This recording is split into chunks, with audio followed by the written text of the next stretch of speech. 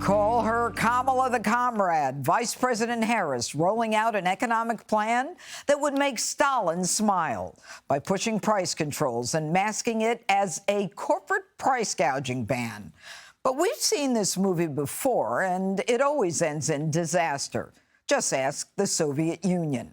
Price controls led to the massive shortages of food and essentials. Here's the vice president. Our country has come a long way since President Biden and I took office. Many Americans don't yet feel that progress in their daily lives. Costs are still too high. As president, I will take on the high costs that matter most to most Americans, like the cost of food. A loaf of bread costs 50% more today than it did before the pandemic. Ground beef is up almost 50%. I will work to pass the first ever federal ban on price gauging on food. And if that didn't satisfy her communist cravings, Kamala is also proposing giving first-time homebuyers up to $25 grand, a.k.a. your hard-earned money, so that they can buy a house.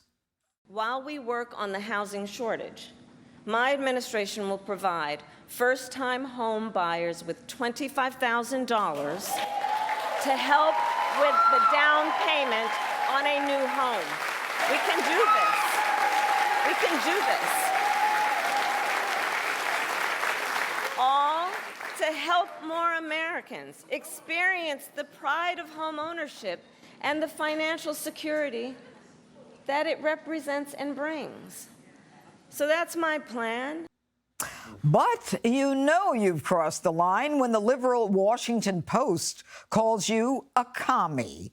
Check out this headline they wrote. It says, quote, when your opponent calls you communist, maybe don't propose price controls. And even CNN's calling it a gimmick.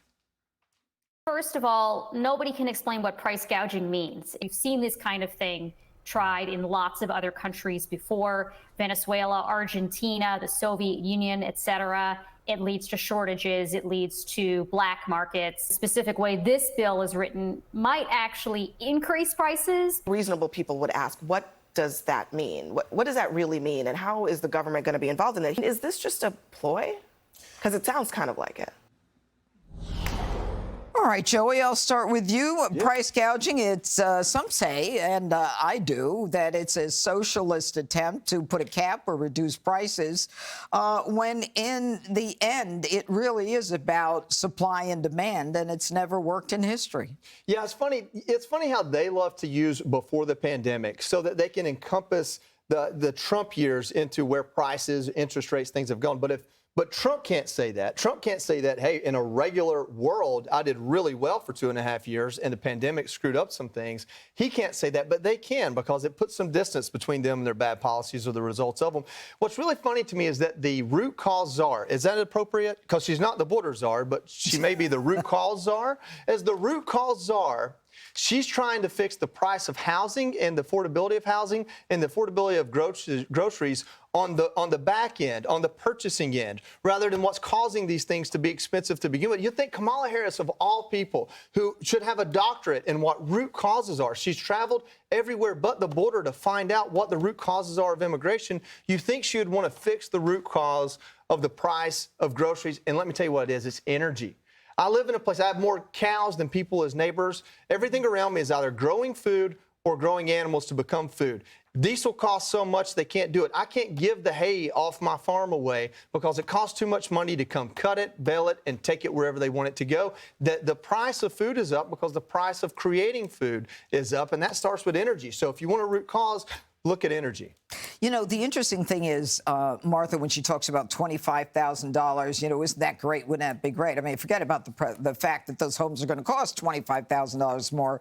But she is part of the economy that created the inflation, and she wants you to believe that she's the one who's going to solve it. Yeah, so after the pandemic, there were $2.5 trillion jammed into the U.S. economy. And there was money flooding everywhere. And we all don't forget about the billions that were wasted, the billions that were sent to companies in some cases that didn't exist. So we don't hear anything about, how to work down the excesses of all that money that flooded into the economy, because that's where you got 20% increases in everything from milk to bread to cars to energy. So that's why we have this huge inflationary force in the country. It is not because there are big corporations who can't unfairly, she doesn't want them to unfairly exploit consumers and run up excessive corporate profits. These food companies have like a 1.9% profit margin. They know there's a lot of pressure on a food company not to raise prices, right? Because they don't want to get cut out by the competitor, and they don't want to price themselves out of what people can buy at the grocery store. The only time they raise prices is when their suppliers start creeping up their prices, and eventually they have to raise their prices. But these are not highly profitable companies that she's talking about. And I love the fact that they want the FTC to penalize corporations who violate the rules. We just had this big Supreme Court case, which you know better than any of us, the Chevron case, which basically said, don't allow these agencies to become basically big brother, like a socialist government. So now the FTC is going to show up at your business and go, let me see your books. Why did you make so much money last year? I'm from the government, and I'm here to tell you whether or not you're price gouging. I mean, that is going to cause American businesses to shrink up, not want to be in business, not want to open a new business, not want to add a new location, not want to expand. And that's what we heard about today. Some of this, this so-called price gouging, I mean, the crazy part of it is that it's about supply and demand, Jessica, and Republican and Democrat economists agree that, price gouging is something that generally doesn't end up very well. Yeah. But Kamala talks about her being the attorney general, and I prosecuted these cases. Why? And the reason she's alleging it, she wants a federal ban, is because it's price gouging. It's all prosecuted by the states. Why didn't she call the individual attorneys general together and say, she's been there 3.5 years. Let's get together and deal with this price gouging. All of you, for each of your states, the White House will help you price gouge and find out who should be prosecuted. But no, she waits until now. Well, I actually think that's a great idea. And I hope that Kamala is watching. We have read that she likes the show, and I hope that she takes that advice. I think part of the reason that this is coming right now is actually twofold. So one, this is the Kamala Harris top of the ticket. This is something that's a priority for her. She had a markedly different tone in discussing these issues than President Biden did. I never heard President Biden acknowledge that bread is up 50%, for instance. She's obviously fashioning herself differently in that way. The second part of this is it was just in March that the FTC report, it was called Feeding America in Time of Crisis, came out. And they actually identified the fact that companies like Walmart, like Kroger, like Tyson were reaping profits so far above the supply chain problems that they had to call it out. And that's what led to this policy coming into being. So that's what she's going from. And I would also say that you could look at this as antitrust enforcement rather than price controls. And she hasn't been specific about that difference. And if it is antitrust enforcement, that's something that's very in line with who Kamala Harris is and who she has been throughout her career. Net-net, I think that this was an incredibly good day for Kamala. She was able to introduce herself to the American public in a way that she hadn't before.